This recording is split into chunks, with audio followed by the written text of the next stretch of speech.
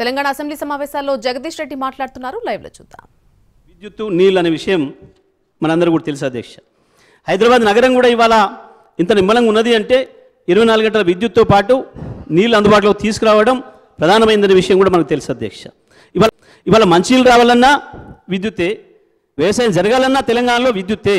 తెలంగాణలో విద్యుత్ లేకుండా వ్యవసాయం జరిగే పరిస్థితి లేదు అధ్యక్ష. లిఫ్ట్ ఇరిగేషన్లే మన బతుకు మనకున్న టెరైన్ ప్రకారం. కాబట్టి మొట్టమొదటిగా చేసుకోవాల్సింది విద్యుత్ రంగాన్ని అభివృద్ధి. కాబట్టి ఇవాళ కేసీఆర్ గారు దాన్ని దృష్టిలో పెట్టుకునే భారతదేశంలో ఇవాళ తెలంగాణ నెంబర్ 1గా నిలిపింది అంటే విద్యుత్ రంగం అనే విషయం ప్రతి ఒక్కరు కూడా మనకు తెలుసు అధ్యక్ష.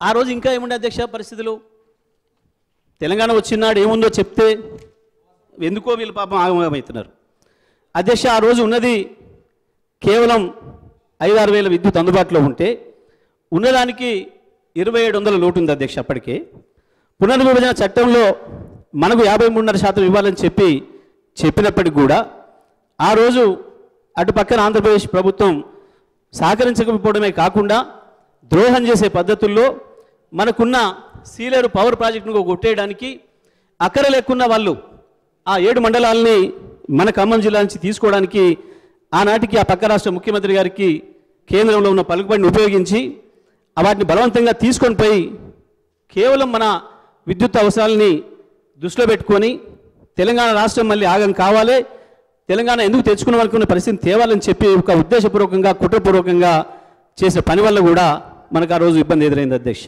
దాంతోపాటు మనకు ఇవ్వాల్సిన 1700 మెగావాట్ల విద్యుత్తును మన షేరు కూడా ఇవ్వకుండా ఇతర జనరేటింగ్ స్టేషన్ల నుంచి, అంతేకాకుండా ప్రైవేట్ వాళ్ళ నుంచి కొనడానికి ప్రయత్నం చేస్తే కూడా వాళ్ళని కూడా పిలిపించి భయపెట్టించి మీరు తెలంగాణకు విద్యుత్ అమ్మొద్దు అని చెప్పి వాళ్ళని కూడా ఇబ్బంది పెట్టే సందర్భం ఉంది అధ్యక్ష.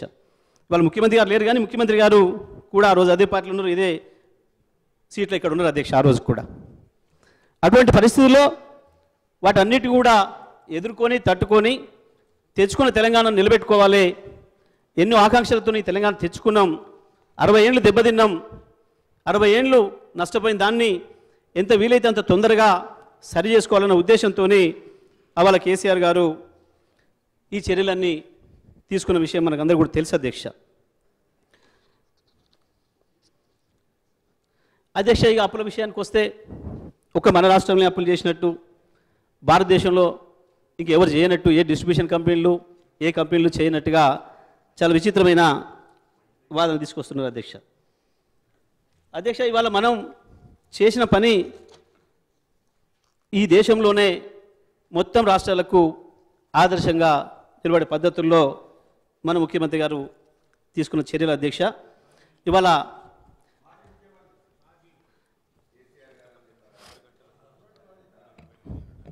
అధ్యక్ష ఇక ప్రతిదీ వారి శ్వేతపత్రంలో కూడా చాలా విషయాలు ఉన్నట్టుగా పొందుపరచాల్సిన పరిస్థితి వచ్చింది వాళ్ళకు.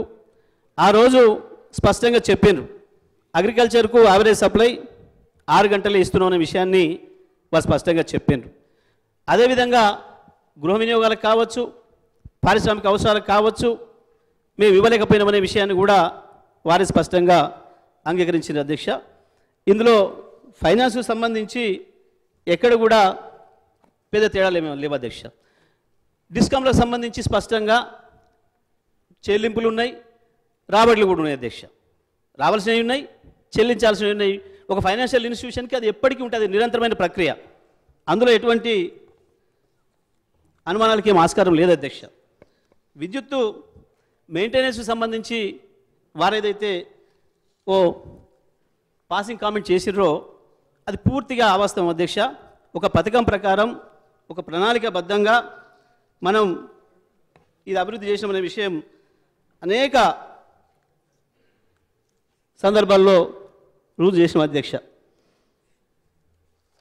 ఆ రోజు అధ్యక్ష స్పష్టంగా ఉంది అధ్యక్ష, మీరు పేర్కొన్న దాంట్లోనే ఆ రోజు కాంట్రాక్ట్ కెపాసిటీ 7778 అయితే ఇవాళ 19475, 150% అభివృద్ధి చేసిన అధ్యక్ష. సోలార్లో కూడా ఆ రోజు 74 మెగావాట్లు ఉంటే ఇవాళ 6123 మెగావాట్లకు పెంచాం అధ్యక్ష. మ్యాక్సిమం డిమాండ్ ఇవాళ 5661 ఉంటే ఇవాళ 15497 అధ్యక్ష. ఆ రోజు 5600 ఉన్ననాడు 2700 లోటు ఉంది అధ్యక్ష. ఇవాళ ఒక్కటి కూడా లోటు లేకుండా మనం ఇంకా పైన ఉన్నాం అధ్యక్ష. ఇవాళ 15,497 పీక్ డిమాండ్ ఉంటే 19,475 మనం కాంట్రాక్ట్ కెపాసిటీలో ఉన్నాం అధ్యక్ష. మ్యాక్సిమం కన్జంప్షన్ కూడా ఆ రోజు 128 మిలియన్ యూనిట్లు అయితే ఒక్క రోజు ఇవాళ 298 మిలియన్ యూనిట్ల డిమాండ్ వస్తే కూడా ఒక నిమిషం కూడా ఎక్కడ పవర్ కట్ లేకుండా అందించేదానికి కావాల్సిన పద్ధతుల్లో మన అన్ని సంస్థలు కూడా మనం తయారు చేసుకున్నాం అధ్యక్ష.